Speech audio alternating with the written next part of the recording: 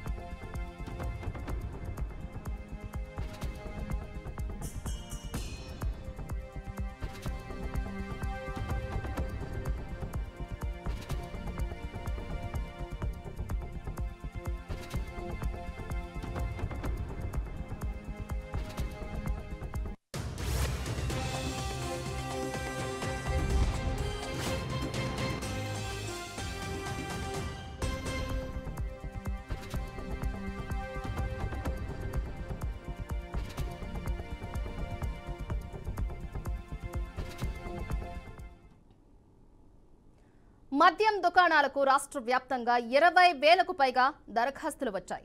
కొన్ని చోట్ల దరఖాస్తులు చూసుకోనియకుండా స్థానిక నేతల అనుచరులు అడ్డుకుంటున్నారనే ఆరోపణలు వస్తున్నాయి. ఈ నెల 11న మద్యం దుకాణాలకు వేలంపాట నిర్వహించేందుకు ఆబ్కారీ శాఖ ఏర్పాట్లు చేస్తోంది. దరఖాస్తు చేసుకున్న వ్యక్తి ఒక్కరినే వేలంపాటకు ఆహ్వానిస్తామని అధికారులు తెలిపారు. గ్రామీణ ప్రాంతాల్లో దుకాణాలకు దరఖాస్తులు తక్కువగా వస్తున్నట్లు సమాచారం.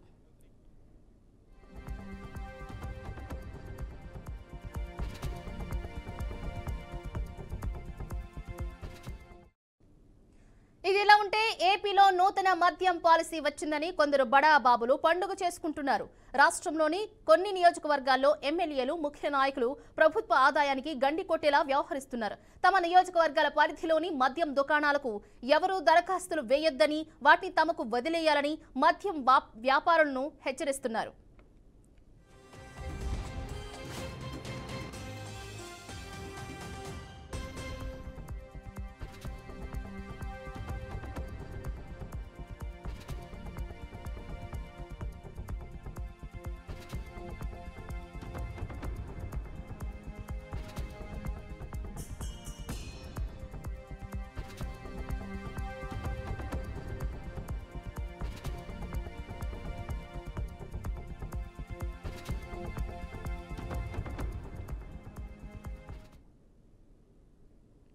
కాగా కొందరైతే తాము రూపాయి కూడా పెట్టుబడి పెట్టబోమని, అయినా తమకు వాటా ఇవ్వాలని, దానికి అంగీకరిస్తేనే దరఖాస్తు చేసుకోవచ్చని తెగేసి చెబుతున్నారు. కొందరు ప్రజాప్రతినిధులు నేరుగా మద్యం వ్యాపారులకు ఆదేశాలు ఇస్తూ ఉండగా, మరికొందరు తమ ప్రధాన అనుచరులతో చెప్పిస్తున్నారు. తమను కాదని దరఖాస్తు చేస్తే తర్వాత వ్యాపారం ఎలా చేస్తారో చూస్తామంటూ హెచ్చరిస్తున్నారు. దీంతో మద్యం దుకాణాల లైసెన్సులకు ఆశించిన స్థాయిలో దరఖాస్తులు రావట్లేదు.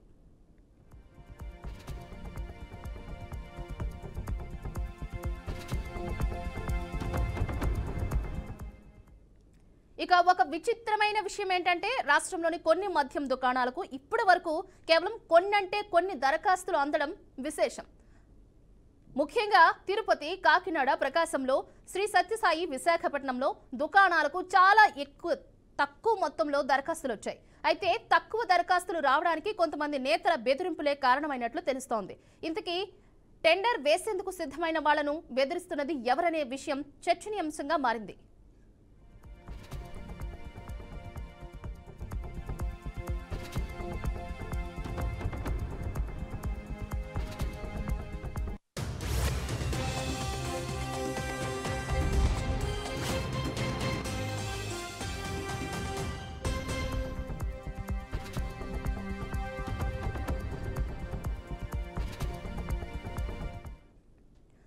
శ్రీకాకుళం జిల్లాలో ఒడిశా సరిహద్దులోని ఓ నియోజకవర్గంలోని దుకాణాలకు దరఖాస్తులు వేయొద్దని ఓ కీలక నేత తరపున మద్యం వ్యాపారులకు చెబుతున్నారు. ఒడిశాకు చెందిన ఓ ఎమ్మెల్యే తండ్రి దుకాణాలన్నింటికీ దరఖాస్తులు వేస్తారని, అవన్నీ ఆయనకు వదిలేయాలని ఆదేశిస్తున్నారు. కాదని ఎవరైనా దరఖాస్తు చేస్తే పర్యవసానాలు తీవ్రంగా ఉంటాయని కూడా హెచ్చరిస్తున్నారు.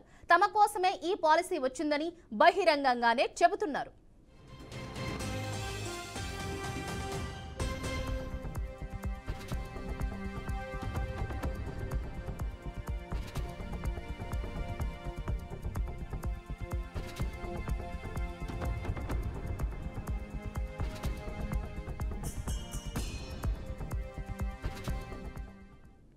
శ్రీకాకుళం జిల్లాలోని 2 నియోజకవర్గాల ముఖ్య ప్రజా ప్రతినిధులు డైరెక్ట్ వార్నింగ్ ఇస్తున్నారు.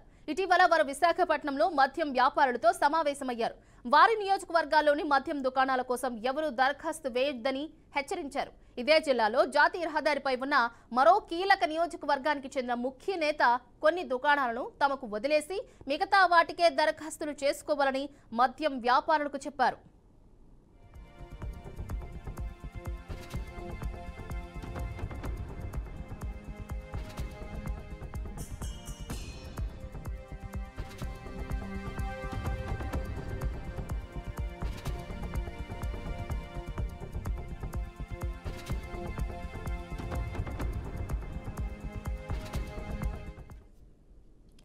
కాగా పల్నాడు జిల్లాలోని ఓ కీలక నియోజకవర్గంలో మద్యం దుకాణాలకు దరఖాస్తు చేసుకోవాలంటే ఒక్కో దుకాణానికి ఇంత చొప్పున తమకు సొమ్ము చెల్లించాలని, తర్వాత దుకాణంలో వాటా ఇవ్వాలని ముఖ్య నేత కుమారుడు చెబుతున్నట్లు సమాచారం.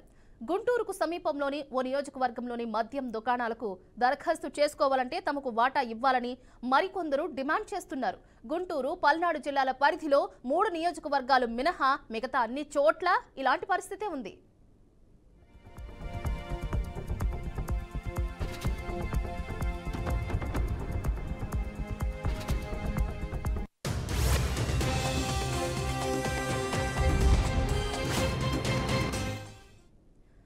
విజయవాడ సమీపంలోని పలు నియోజకవర్గాల్లో, కృష్ణా జిల్లాలో గత ప్రభుత్వ హయాంలో క్యాసినోలకు గుర్తింపు పొందిన ఓ నియోజకవర్గంలో, ఏలూరు జిల్లాలోని ఇంకో నియోజకవర్గంలోని మద్యం దుకాణాలకు అక్కడ ముఖ్య నేతలు అనుమతించిన వారు మినహా వేరే ఎవరూ దరఖాస్తు చేయడానికి వీల్లేదనే అనధికారిక ఆదేశాలు అమలవుతున్నాయి. దీంతో అక్కడ పెద్ద సంఖ్యలో దరఖాస్తులు దాఖలవ్వాల్సిన ఉన్నా పడట్లేదు.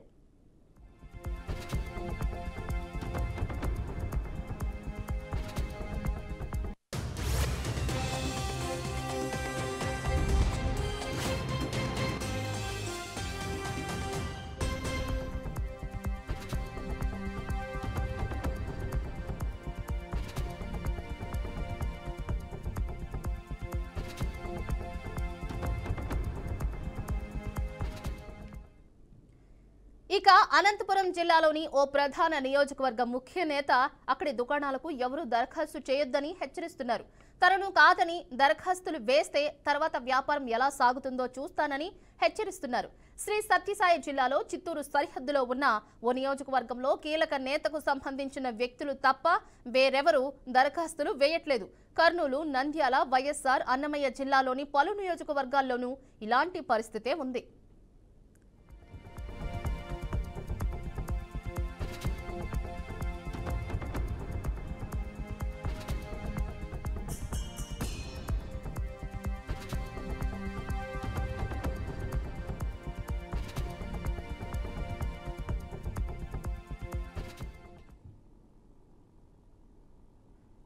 దరఖాస్తుల స్వీకరణకు గడువు రేపటితో ముగియనుంది.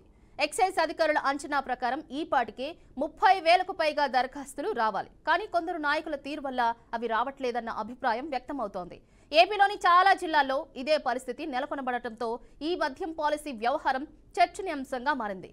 ఇక ఇదే అంశానికి సంబంధించి మరింత సమాచారాన్ని విజయవాడ నుంచి మా ప్రతినిధి సాంబశివరావు లైవ్ ద్వారా అందిస్తారు. సాంబశివరావు, చెప్పండి, కొత్త మద్యం పాలసీకి సంబంధించి చాలా అనుమానాలు, డౌట్లు చాలా ఉన్నాయి. సో దీనికి సంబంధించిన క్లారిఫికేషన్ ఏ అధికారుల నుంచి అన్నా వచ్చిందా? దీనికి సంబంధించి ఏం చెప్తున్నారు? అప్డేట్స్ ఏంటి సాంబశివరావు? ఆంధ్రప్రదేశ్ రాష్ట్ర వ్యాప్తంగా కూడా కొత్త మద్యం పాలసీ విధానం అయితే అటు వ్యాపారస్తుల్లోనూ అదేవిధంగా ఆంధ్రప్రదేశ్ రాష్ట్రం మొత్తం మీద చూసుకున్నట్లయితే కొత్త మద్యం పాలసీ విధానం అయితే ఇటు రాజకీయ నాయకుల్లోనూ అదేవిధంగా వ్యాపారస్తుల్లోనూ కిక్కు పెంచిందని చెప్పుకోవాలి. ఎందుకంటే మరో 2 రోజులు మాత్రమే గడువు ఉంది. ఏ ఒక్క షాప్ అయినా కూడా దక్కించుకోవాలని చెప్పేసి అటు వ్యాపారస్తులు కానీ అదేవిధంగా ఇటు ఎవరైతే రాజకీయ నాయకులకు సంబంధించినటువంటి ముఖ్య అనుచరులు ఉంటారో అనుచరులు కూడా తీవ్ర ప్రయత్నాలు చేస్తున్నారని చెప్పుకోవచ్చు. అయితే ఇక్కడ మాత్రం రాజకీయ హస్తం మాత్రం ఖచ్చితంగా కూడా కనపడతా ఉంది. ఎందుకంటే ఈ మద్యం దుకాణాలు కొత్త పాలసీలో ఇప్పుడు సుమారుగా 2 లక్షలకు పైగా ప్రభుత్వం కొత్త మద్యం దుకాణాలకు అనుమతి ఇచ్చింది. అది గత 10 రోజులుగా కూడా ఎవరికాళ్ళు ఎక్కడైతే దుకాణాలు ఉంటాయో ఆ నియోజకవర్గానికి సంబంధించి ఆ ఏరియాలో ఆ దుకాణం సంబంధించి వాళ్ళంతా కూడా ఇప్పటికే లాటరీ విధానంలో వాళ్ళు నోటిఫికేషన్ ఎప్పటినైతే వచ్చిందో అప్పటి నుంచి కూడా అప్లై చేస్తున్నటువంటి పరిస్థితి అయితే ఉంది. అయితే అప్పటి నుంచి కూడా ఈ 10 రోజుల వ్యవధిలో మాత్రం చాలా ఒక రాజకీయ కోణమే నడుస్తుందని చెప్పుకోవచ్చు. ఈ మద్యం పాలసీ విధానంలో పూర్తిగా ఎవరైతే గుత్తేదారులు ఉంటారో ఎవరైతే ఈ యొక్క మద్యం వ్యాపారానికి సంబంధించి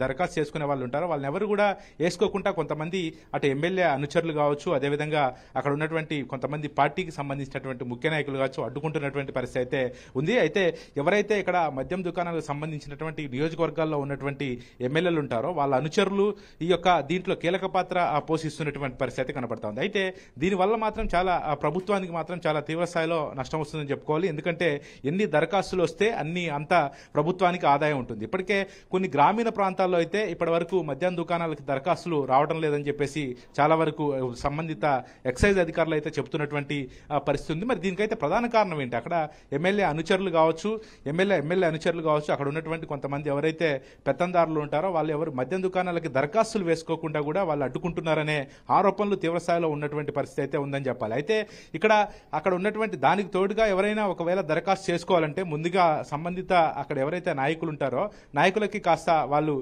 ముడుపులు చెల్లిస్తే గానీ అక్కడ దరఖాస్తు చేసుకోవడానికి వీల్లేదని చెప్పేసి కూడా వాళ్ళు చెబుతున్నటువంటి పరిస్థితి అయితే ఉందని చెప్పుకోవచ్చు. అదేవిధంగా ప్రజాప్రతినిధులు వాళ్ళ ఇంట్లో ఉన్నటువంటి ఎమ్మెల్యేలు ఎవరైతే ఉన్నారో వాళ్ళ ఇంట్లో ఉన్నటువంటి వాళ్ళ కుటుంబ సభ్యులు దీంట్లో పూర్తి స్థాయిలో ఇన్వాల్వ్ అవుతున్నట్లుగా తెలుస్తుంది.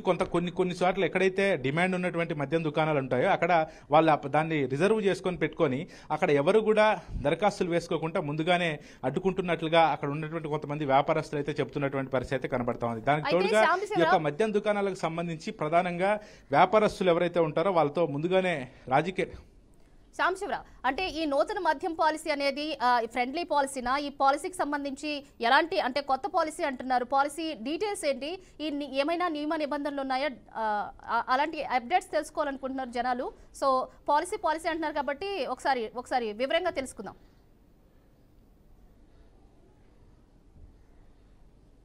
సాంబశివరావు, అయితే ఇక్కడ మద్యం పాలసీలో ఖచ్చితంగా నూతన విధి విధానాలు ఉన్నాయి. ఎందుకంటే మొన్నటి వరకు కూడా ప్రభుత్వ మద్యం దుకాణాలు ఉన్నాయి. అటువంటిది ఇప్పుడు ప్రభుత్వ మద్యం దుకాణాలను మొత్తం ఎత్తేసి ఇక్కడ ఉన్నటువంటి ప్రైవేటు దుకాణాలను కూడా ఏర్పాటు చేయడం జరిగింది. అయితే ఇక్కడ నిబంధనలు అంటే టైం ప్రకారం మద్యం దుకాణాలు ఓపెన్ చేయాలి. గత రేట్లతో పోల్చుకుంటే ఈసారి రేట్లు ఏదైతే ఇప్పుడు తెలంగాణలో ఏ విధంగా అయితే రేట్లు ఉన్నాయి అక్కడికంటే కూడా ఒక ₹5 ఇక్కడ ఎంఆర్పి తక్కువగానే ఉంటుందని చెప్పేసి కూడా ప్రభుత్వ అధికారులు చెప్తా ఉన్నటువంటి పరిస్థితి. అయితే అంటే సరసమైన ధరలకే మద్యాన్ని అందిస్తామని చెప్పేసి కూడా ప్రభుత్వం చెప్పడం జరిగింది. దానికి తోడుగా ఎక్కడైతే ఇప్పుడు గుడులు బడులు ఎక్కడైతే ఉంటాయో ఇప్పుడు దేవాలయాలు కావచ్చు అదేవిధంగా పాఠశాలలు ఉన్నటువంటి పరిసర ప్రాంతాల్లో ఎక్కడ కూడా సుమారుగా ఒక 1/2 కిలోమీటర్ వరకు అక్కడ కిలోమీటర్ పరిసర ప్రాంతాల్లో ఎక్కడ కూడా మద్యం దుకాణం పెట్టడానికి వీల్లేదని చెప్పేసి ఇప్పటికే ప్రభుత్వం ఆదేశాలు జారీ చేసింది. అయితే ఇక్కడ ప్రభుత్వం ఏ పాలసీ తీసుకొచ్చినా కూడా ప్రభుత్వానికి ఒక ఆదాయం వచ్చే విధంగానే ప్రభుత్వం వ్యవహరిస్తుంది. కాకపోతే ఈ ఆదాయానికి సంబంధిత సొంత పార్టీకి సంబంధించినటువంటి ఎమ్మెల్యేలు కావచ్చు నాయకులు కావచ్చే గండి కొడుతున్నటువంటి పరిస్థితి అయితే ఉంది. ఎందుకంటే ఇప్పుడు గుంటూరు జిల్లా చూసుకోవచ్చు, అటు పల్నాడు జిల్లా చూసుకోవచ్చు, అదేవిధంగా విజయనగరం కావని అదేవిధంగా ఇటు కృష్ణా జిల్లా కావచ్చు, కర్నూలు, కడప ఈ ప్రాంతాలన్నింటిలో కూడా ముఖ్యంగా అక్కడ ఉన్నటువంటి ఎమ్మెల్యే అనుచరులు అక్కడ దీంట్లో ఇన్వాల్వ్మెంట్ అయ్యి ఎవరిని కూడా దరఖాస్తులు చేసుకోకుండా ఒకవేళ దరఖాస్తు చేసుకున్న తర్వాత ఒకవేళ వాళ్ళకి మద్యం దుకాణం వస్తే దాంట్లో మేము రూపాయి పెట్టుబడి కూడా పెట్టము, మాకెంత వాటా ఇస్తారని చెప్పేసి కూడా వాళ్ళు డిమాండ్ చేస్తున్నటువంటి పరిస్థితి. ఒకవేళ ఎవరైనా మద్యం దుకాణానికి అక్కడ దరఖాస్తు చేసుకోవడానికి పోతారో ఎవరైతే మద్యం వ్యాపారస్తులు ముందుగానే అక్కడ రాజకీయ నాయకులకు తెలిసి ఉంటుంది కాబట్టి వాళ్ళందరినీ ముందుగానే పిలిపించి ఒక మీటింగ్ పెట్టి ఎవరు కూడా మీరు మద్యం దుకాణానికి ఎవరు దరఖాస్తు చేసుకోవద్దు, దరఖాస్తు చేసుకుంటే మాత్రం ఖచ్చితంగా దాంట్లో మాకు వాటా ఇవ్వాల్సి వస్తుంది, లేదనుకుంటే మీరు తప్పుకోవాలి, మీరు ఒకవేళ దరఖాస్తు చేసే ముందే మాకు కొంత ముడుపులు చెల్లించాలని చెప్పి కూడా అధికారులు చెప్తున్నారు, కొంతమంది నాయకులు చెప్తున్నటువంటి పరిస్థితి. అయితే ఈ అంశాలన్నీ కూడా సీఎం చంద్రబాబు దృష్టికి పోవట్లేదనేది వ్యాపారుల ఆందోళన. ఇప్పుడు ఏదైతే న్యాయంగా వ్యాపారం చేసుకుందాము ప్రభుత్వానికి ఆదాయం వచ్చే విధంగా ప్రభుత్వం ఏదైతే నియమ నిబంధనలు పెట్టారో పెట్టారో ఆ నిబంధనలకి అనుకూలంగా పనిచేసుకుందాం అనుకుంటే సంబంధిత నాయకులు అడ్డుపడుతున్నటువంటి పరిస్థితి ఉందని చెప్తా ఉన్నారు. ఇప్పుడు గుంటూరు జిల్లాలోనే ఒక నియోజకవర్గంలో ఒక నేత అయితే ముఖ్యంగా ఎప్పుడైతే ఈ మద్యం పాలసీ ఎప్పుడైతే వచ్చిందో 1వ తారీఖు నుంచి ఎప్పుడైతే 2వ తారీఖు నుంచి ఎప్పుడైతే దరఖాస్తులు ఇవ్వడం మొదలుపెట్టారో అప్పటి నుంచే ఆ నియోజకవర్గంలో ఎక్కడెక్కడ డిమాండ్ ఉన్నటువంటి మద్యం దుకాణాలు ఉంటాయి, అక్కడ ఎవరిని మా సొంత మనుషుల్ని దరఖాస్తులు చేపించాలి, ఎవరైతే దరఖాస్తులు వేయాలనుకుంటున్నారో వాళ్ళని ఎట్లా అడ్డుకోవాలని ముందుగానే మీటింగ్ పెట్టి అట్లాంటి వాళ్ళని బెదిరింపులకి గురి చేస్తున్నటువంటి పరిస్థితి. ఎందుకంటే మరో 2 రోజులు మాత్రమే ఉంది. 11వ తారీఖు లాటరీ తీస్తారు. లాటరీ తీసిన తర్వాత ఎవరైతే మద్యం దుకాణాలు ఎవరికైతే వస్తాయో లాటరీలో వచ్చిన వారికి ఆ దుకాణాన్ని కూడా కేటాయిస్తారు. అయితే 12వ తారీఖు అయితే ఎవరైతే ఈ మద్యం దుకాణానికి దరఖాస్తు చేసుకున్నారో వాళ్ళు కేవలం ఒక్కరు మాత్రమే రావాలని చెప్పేసి ఇప్పటికే ఎక్సైజ్ అధికారులు చెప్పడం జరిగింది. అయితే ఎవరికైతే ఆ లాటరీలో వస్తుందో వాళ్ళకి 12వ తారీఖు ఆ షాప్ కేటాయించడం, అదేవిధంగా దానికి ఏదైతే రుసుమ్స్ ఉంటాయో ఏదైతే ఫీజు ఉంటుందో అది చెల్లించాల్సి వస్తుందని కూడా చెప్తున్నటువంటి పరిస్థితి. కానీ ఇక్కడ ఎక్కడ కూడా నియోజకవర్గ స్థాయి కావచ్చు, గ్రామీణ స్థాయి కావచ్చు, ఇక్కడ ప్రతి దాంట్లో కూడా రాజకీయ ఇన్వాల్వ్మెంట్ ఉండటం వల్ల కాస్త గందరగోళ పరిస్థితి ఏర్పడుతుందని చెప్పుకోవచ్చు. ఇంకోటి గ్రామీణ ప్రాంతాల్లో ఉన్నటువంటి కొన్ని మద్యం దుకాణాలకైతే దరఖాస్తులు రావట్లేదని చెప్పి కూడా అతి తక్కువ దరఖాస్తులు వస్తున్నాయని చెప్పి కూడా చాలా అధికారులు చెబుతున్నటువంటి పరిస్థితి ఉంది. ఎందుకంటే ఇప్పుడు మద్యం దుకాణాలకు ఎప్పుడైతే టెండర్లు పిలిచారో, ఎప్పుడైతే దరఖాస్తు చేసుకోవాలని చెప్పారో అప్పటికే ప్రభుత్వం చాలా ఆదాయం వస్తుందని భావించినప్పటికీ ఇట్లా కొంతమంది రాజకీయ నాయకుల ఇన్వాల్వ్మెంట్ ఉండటం వల్ల ఈ యొక్క ప్రభుత్వ ఆదాయానికి తీవ్ర స్థాయిలో గండిపడుతున్నటువంటి పరిస్థితి ఉందని చెప్పుకోవచ్చు. ఎందుకంటే పల్నాడు ప్రాంతంలో కూడా ఒక నేతకు సంబంధించినటువంటి కుమారుడు అక్కడ షాపులు ఎవరైతే పెట్టుకుంటారో వాళ్ళు డబ్బులు ఇవ్వాలని చెప్పడం, అదేవిధంగా గుంటూరులో ఉన్నటువంటి ఒక ఎమ్మెల్యే అయితే నియోజకవర్గంలో పూర్తి స్థాయిలో కూడా నియోజకవర్గ స్థాయి ఈ మద్యం దుకాణాలు ఏవైతుంటే అవన్నీ కూడా తన కంట్రోల్లోకి తీసుకోవాలని చూసుకోవడం, ఇక వేరే ప్రాంతం నుంచి వచ్చిన వాళ్ళకి ప్రాధాన్యత ఇవ్వడం, అక్కడ నేరుగా ఎమ్మెల్యేలే దీంట్లో ఇన్వాల్వ్ కావడం అనేది ఎక్కడ కూడా ఒక స్పష్టతతో కూడినటువంటి ఈ మద్యం దుకాణాలకు సంబంధించినటువంటి విధానం అమలు కావట్లేదని చెప్పేసి మాత్రం వ్యాపారస్తులు చెబుతున్నటువంటి పరిస్థితి. దీనిపై ప్రభుత్వం దృష్టి పెట్టాలని కూడా వాళ్ళు కోరుకుంటున్నారు. Right, thank you so much Sambasivarao. ఇక మద్యం పాలసీకి సంబంధించి నెల్లూరు నుంచి మా ప్రతినిధి మురళి మరింత సమాచారాన్ని అందిస్తారు. మురళి, చెప్పండి, మొత్తం నెల్లూరు జిల్లా వ్యాప్తంగా ఎన్ని మద్యం ఇప్పటి వరకు ఎన్ని దరఖాస్తులు వచ్చినాయి, ఎన్ని రావాల్సి ఉన్నాయి, ఇంకా పెండింగ్ డీటెయిల్స్ ఏంటి? అయితే నెల్లూరు జిల్లా వ్యాప్తంగా దాదాపు 11 స్టేషన్స్ పరిధిలో మొత్తం 182 మద్యం దుకాణాలు ఉన్నాయి. అయితే ఈ మద్యం దుకాణాలకి టెండరింగ్ వ్యవస్థను పూర్తిగా కూడా పిలిచినటువంటి నేపథ్యంలో ఇప్పటి వరకు దాదాపు 80 మద్యం దుకాణాల వరకు కూడా ఇప్పటి వరకు ఏదైతే ఇందుకు సంబంధించినటువంటి టెండర్లు కూడా నమోదు కాని పరిస్థితి కనిపిస్తోంది. ఇక్కడంతా సిండికేట్ గా ఏర్పడి మద్యం దుకాణాలకి ఎవరిని ఇటు టెండర్లు వేయొద్దు అని చెప్పి రాజకీయ నేతలు పూర్తి స్థాయిలో కూడా బెదిరింపులకు పాల్పడుతున్నారనే ఒక ఆరోపణలు అయితే ఉన్నాయి. ప్రస్తుతం ఉన్నటువంటి ఏదైతే 182 షాపుల్లో దాదాపు 112 షాపులకు మాత్రం ఇప్పటి వరకు దరఖాస్తులు అందినట్లుగా తెలుస్తోంది. ఇందుకు సంబంధించి ఇప్పటికే అంటే 11వ తేదీ ఈ వేలం పాటలు జరుగుతున్నటువంటి నేపథ్యంలో ఎక్కడికెక్కడ కూడా మద్యం దుకాణాలకు సంబంధించి టెండర్లు వేసుకోవాలి, అప్లికేషన్స్ వేసుకోవాలని చెప్పి ప్రభుత్వం సూచిస్తున్నప్పటికీ కూడా ఇటు వ్యాపారస్తులు మాత్రం స్వేచ్ఛగా వచ్చి దుకాణాలకి టెండర్లు వేసే పరిస్థితి కనిపించడం లేదు. ఎందుకంటే మద్యం పాలసీని రాష్ట్ర ప్రభుత్వం తీసుకొచ్చిన తర్వాత ఇది ఖచ్చితంగా కూడా కూటమి ప్రభుత్వం ఏర్పడిన తర్వాత మద్యం పాలసీలో పూర్తి స్థాయిలో కూడా అందరికీ అనుకూలంగా ఉంటుందని చెప్పి అంతా ఊహించారు. అయితే ప్రధానంగా ఇక్కడ జిల్లాకు సంబంధించి వచ్చేసరికి మొత్తం అన్ని నియోజకవర్గాల్లో కలిపి మొత్తం 182 దుకాణాలు ఉండగా వాటిలో ఇప్పటికే ఇటు టెండర్లు మాత్రం చాలా దగ్గరలో వేయనటువంటి పరిస్థితులు కనిపించాయి. ఒకవేళ టెండర్లు వేయడానికి ఎవరైనా వెళ్ళినా కూడా స్థానికంగా ఎమ్మెల్యే కావచ్చు, అదేవిధంగా కొంతమంది నేతలు కావచ్చు, బహిరంగంగా కాకపోయినప్పటికీ రహస్య ఒప్పందాల నేపథ్యంలో అటు వ్యాపారస్తులని భయభ్రాంతులకు గురి చేస్తున్నారన్న ఆరోపణలు అయితే భారీగా వినిపిస్తున్నాయి. తమ సన్నిహితులు అదేవిధంగా ఎవరైతే పార్టీలో కీలకంగా పనిచేస్తున్నటువంటి వ్యక్తులు ఉంటారో వాళ్ళకి ఈ మద్యం దుకాణాలని కేటాయించే పరిస్థితులు కనిపిస్తుంది. కొన్ని చోట్ల అయితే ఏకంగా మద్యం దుకాణాల టెండర్లు వేసుకునేటటువంటి సమయంలో ఎలాంటి డబ్బులు కూడా మేము ఇచ్చే పరిస్థితి లేదు, ఖచ్చితంగా ఇందులో తమకు వాటా కావాలని చెప్పి కొంతమంది నేతలు కూడా ఒత్తిడి చేస్తున్నారనే ప్రచారం కూడా జిల్లా వ్యాప్తంగా జోరుగా జరుగుతుందని చెప్పుకోవచ్చు. ఎక్సైజ్ అండ్ ప్రొహిబిషన్ కార్యాలయంలో కూడా ఇప్పటికే ఎవరైతే మద్యానికి సంబంధించి అంటే బార్లు ఏర్పాటు చేసుకొని బార్లలో ఉన్నటువంటి యజమానులు కూడా ఈ మద్యం దుకాణాలను తీసుకునేందుకు ఆసక్తి చూపిస్తున్నారు. ఎందుకంటే మద్యం దుకాణాల్లో తక్కువగా దొరికేటటువంటి క్వాంటిటీ మద్యాన్ని తీసుకొని వచ్చి బార్లలో మరింత ఎక్కువగా కూడా అమ్ముకునే అవకాశం స్పష్టంగా కనిపిస్తుండడంతో ఆ మేరకు కూడా బార్ల యజమానులు మద్యం దుకాణాలని మద్యాన్ని కొనుగోలు ఇటు పాడుకునే దానికి కూడా ప్రయత్నాలు ముమ్మరం చేస్తున్నారు. అయితే తాము ఎవరికి చెప్తే వారికే మద్యం దుకాణాలని ఇచ్చే విధంగా కూడా రాజకీయ నేతల ప్రమేయం భారీగా కనిపిస్తోంది. ఇక్కడ దాదాపు 2 లక్షల రూపాయలు ఒక షాప్ కి ఏదైతే మనం డిపాజిట్ చేయాల్సిన పరిస్థితి, ఒకవేళ వేలం పాటలో గనక రాకపోతే ఆ డబ్బులు కూడా గల్లంతయ్యే పరిస్థితి ఉంటుంది. కాబట్టి అది వేసే సాహసం కూడా చాలా అని కూడా జిల్లాలో ప్రచారం అయితే జోరుగా సాగుతోంది. అయితే ఈ 5 ఏళ్ల కాలంలో అంటే 2019 నుంచి 2024 వరకు మద్యంకి సంబంధించి ప్రభుత్వమే మద్యం దుకాణాలను ఏర్పాటు చేసి మద్యం ఇచ్చినటువంటి పరిస్థితి. అదేవిధంగా కొన్ని మాల్స్ ను కూడా ఏర్పాటు చేసి మద్యంని పంపించింది. అయితే ఆ సమయంలో చోటు చేసుకున్నటువంటి పరిణామాల నేపథ్యంలో కొత్త మద్యం పాలసీ కోసం మందుబాబులు అయితే భారీ ఎత్తున ఎదురు చూస్తున్నటువంటి పరిస్థితి కనిపించింది. ఇప్పుడు ప్రస్తుతం అది టెండర్లు పిలవడం, రేపు 11వ తేదీన ఇందుకు సంబంధించి వేలం పాటు ఉండడంతో ప్రస్తుతం అయితే 182 మద్యం షాపులకి సంబంధించి 112 మద్యం షాపుల వరకే ఇప్పటి వరకు వచ్చాయి. ఇంకా మిగిలినటువంటి మద్యం షాపులకి టెండర్లు 0 ఉన్నట్టుగా చూపిస్తోంది. ఆన్లైన్ ద్వారా చేసుకున్నా కూడా ఇలాంటి పరిస్థితి ఉంది. ఒకవేళ ఆ షాపులకి సంబంధించి కనుక ఏదైతే నగదు అంటే డిపాజిట్ 2 లక్షలు కాకుండా ఆ షాపులకి సంబంధించి ఎంతైతే సంవత్సరాన్ని కట్టాల్సి వస్తుందో, ఒకవేళ కనుక 0 ఉన్నటువంటి మద్యం దుకాణాలకి కానీ ఎవరు రాకపోతే మరొకసారి టెండర్లు పిలిచి కూడా ఆయా దుకాణాలకి వేలం పాటలు వేస్తామని చెప్పి అధికార యంత్రాంగం చెప్తోంది. అయితే మాత్రం అక్కడ స్థానికంగా ఉన్నటువంటి నేతల కనుసన్నల్లోనే ఈ వేలం పాటకి సంబంధించినటువంటి ప్రక్రియ, అదేవిధంగా టెండర్లకు సంబంధించినటువంటి ప్రక్రియ కూడా సాగుతుందని చెప్పుకోవచ్చు. ఏదేమైనప్పటికీ మద్యం పాలసీ నేపథ్యంలో జిల్లా వ్యాప్తంగా ఉన్నటువంటి అన్ని మద్యం దుకాణాలకి ఈ రోజు రాత్రి అంటే 11వ తేదీ లోపు జరగాల్సి ఉండగా ఈ రోజు రాత్రి లోపు మరిన్ని అప్లికేషన్స్ దాఖలు కావాల్సింది. బుధవారం సాయంత్రం లోపు మిగిలినటువంటి అన్ని అప్లికేషన్స్ కూడా టెండర్ ఫామ్స్ కూడా వేయాల్సిన అవసరం ఉంది. మొత్తం తీసుకుంటే జిల్లాలో 182 షాపులకి కొంత పోటీ ఉన్నప్పటికీ కూడా వేసేందుకు మాత్రం చాలా మంది సాహసించట్లేదని చెప్పుకోవాలి. స్థానిక నేతలు అదేవిధంగా కొంతమంది ఒత్తిడి మాత్రం దీని మీద ప్రత్యేకంగా కనిపిస్తుంది. Chandana. Okay, right. Thank you so much Muralikrishna. So ప్రస్తుతం తిరుపతిలో పరిస్థితి ఎలా ఉందో మా రాయలసీమ రీజనల్ కోఆర్డినేటర్ గోపీనాథ్ మరిన్ని వివరాలు అందిస్తారు. గోపీనాథ్, చెప్పండి, అక్కడ కూడా సేమ్ సిచ్యువేషన్ ఉందా? చాలా చోట్ల మనం చూస్తూనే ఉన్నాం, ఎక్కడికక్కడ నాయకుల హస్తం అనేది ఈజీగా తెలుస్తుందని చెప్పేసి ఇప్పటికే చాలా ఆరోపణలు వచ్చినాయి.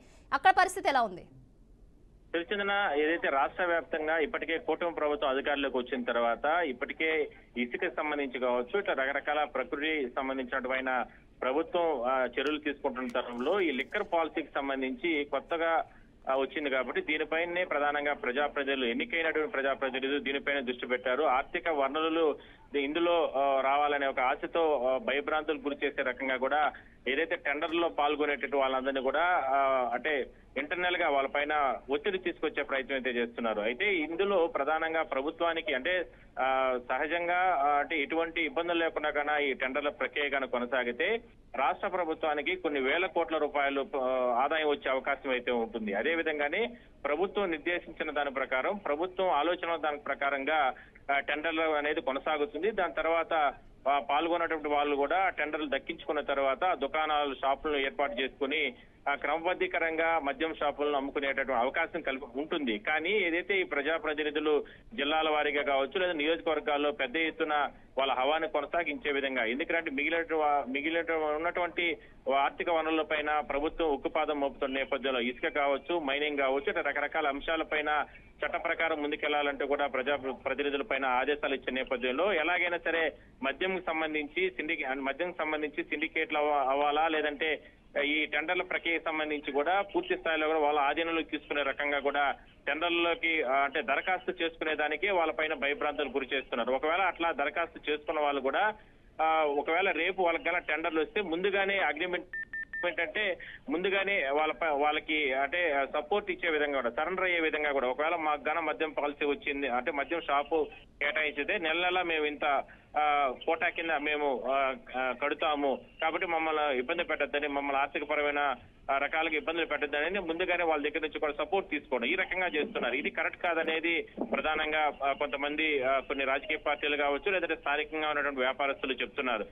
అంటే ప్రజాప్రతినిధులుగా ఎన్నికైన వాళ్ళు ఈ రకంగా ఒత్తిడి తీసుకొచ్చి తమ ఆర్థిక అంటే మేము కోట్లు పెట్టి లక్షలు పెట్టి మేము టెండర్లో పాల్గొంటాము, స్వేచ్ఛగా మేము ప్రభుత్వం ఇచ్చినటువంటి ఆదేశాల ప్రకారం మేము టెండర్లో పాల్గొంటున్న తరుణంలో మా పైన ఈ రకంగా ఒత్తిడి తీసుకురావడం కరెక్ట్ కాదనేది అభిప్రాయాన్ని వాళ్ళు వ్యక్తం చేస్తున్నారు. దీన్ని ముఖ్యమంత్రి కావచ్చు లేదంటే ప్రభుత్వ పెద్దలు దీన్ని గుర్తించాలి, మంత్రులు ఆ శాఖకు సంబంధించిన మంత్రులు వీళ్ళందరూ కూడా గుర్తించాలి, లేదంటే ఇది ప్రభుత్వం ఇచ్చినటువంటి ఆదేశాల కంటే ఇది వేరే రకంగా వెళ్ళిపోతుంది అనేటువంటి అభిప్రాయాన్ని వాళ్ళు వ్యక్తం చేస్తున్నారు. మొత్తం మీద రాష్ట్ర వ్యాప్తంగా చాలా జిల్లాల్లో అలాంటి పరిస్థితి కొనసాగుతుంది కాబట్టి తిరుపతిలో కూడా, తిరుపతి కావచ్చు ఇట్లా రాయలసీమ జిల్లాలు కడప, అనంతపూర్, కర్నూలు లాంటి ప్రాంతాల్లో కూడా స్థానికంగా ఉన్నటువంటి ప్రధానంగా ఏంటంటే ఇక్కడ ఎక్కువగా పోటీ ఉంటుంది రాయలసీమ జిల్లాలో ఈ మద్యం షాపులకు సంబంధించి. ఎందుకంటే తమిళనాడు బార్డర్ లో అంటే గత 5 సంవత్సరాల నుంచి కూడా గతంలో ఉన్నటువంటి వైసీపీ ప్రభుత్వం తీసుకొచ్చినటువంటి అప్పుడు మద్యం పాలసీకి సంబంధించి అందరూ దూరంగా ఉన్నారు.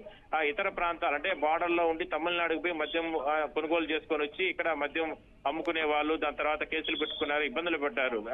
అంటే వినియోగదారులు అక్కడ పోయి తెచ్చుకొని ఇక్కడ తాగేవాళ్ళు. అలాంటిది ఇవాళ మద్యం షాపులు ప్రభుత్వం పూర్తి స్థాయిలో తీసుకొచ్చే ఒక క్రమబద్ధీకరణ తీసుకొచ్చే ప్రయత్నం చేస్తుంది. కాబట్టి ఇట్లా తమిళనాడు బార్డర్ లో ఉన్నటువంటి మద్యం దుకాణాలకు సంబంధించి టెండర్లు, అదేవిధంగా ఇట్లా అనంతపూర్ జిల్లాకు సంబంధించి కర్ణాటక బార్డర్ లో ఉన్నటువంటి ఈ మద్యం దుకాణాలకు సంబంధించిన టెండర్లలో పెద్ద ఎత్తున దరఖాస్తు చేసుకోవడానికి ముందుకు రావడం జరిగింది వ్యాపారస్తులు. కానీ వాళ్ళపైన ప్రెజర్ తీసుకొస్తున్నారు అక్కడ ఉన్నటువంటి ఎమ్మెల్యేలు, అక్కడ ఉన్నటువంటి ప్రజాప్రతినిధులు. ఎట్టి పరిస్థితుల్లో కూడా మీరు మద్యం దుకాణాల్లో గాన పాలు పంచుకుంటే ముందస్తు అంటే ఇచ్చినటువంటి ఆదేశాల ప్రకారం భవిష్యత్తులో వాళ్ళకి మీకు గాన టెండర్ల కేటాయింపు జరిగితే దాని తర్వాత నెల మామూలు ఇవ్వాలి, లేదంటే దరఖాస్తు చేసుకోవడానికి ఇంత మీరు ముందుగా మామూలు సమర్పించాలి, ఇట్లా రకరకాల పైరువీలు కలిపి వాళ్ళు ఇబ్బందులు గురి చేస్తున్నారు అనేది ప్రధానంగా అభియోగాలు వస్తున్నాయి. దీనిపైన ప్రభుత్వం పూర్తి స్థాయిలో స్పందించాల్సిన అవసరం ఉందంటూ కూడా వ్యాపారస్తులు చెప్తున్నారు.